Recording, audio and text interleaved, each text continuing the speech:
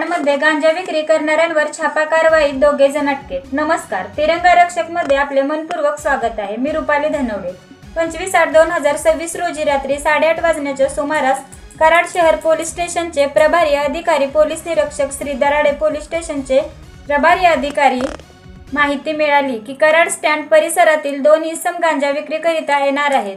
त्यानुसार माननीय उपविभागीय पोलीस अधिकारी राजश्री पाटील यांच्या परवानगीचे छापा कारवाई करण्याबाबत सपोनी विजय गोडसे, कराड शहर पोलीस ठाणे यांच्या पथकास आदेशित केले होते। त्यानुसार सपोनी विजय गोडसे व त्यांच्या पथकाचा सापळा रचून छापा कारवाई केली असता रात्री 23:15 बस स्टँड परिसरात सहारा लॉज येथील मोकळ्या जागेत 2 संशयित इसम मोपेड ऑक्सेस गाडीवरून गांजा विक्रीकरिता आले असताना पोलिसांनी छापा कारवाई करून त्यांच्या ताब्यातून 69,000 रुपये किमतीचा माल, 1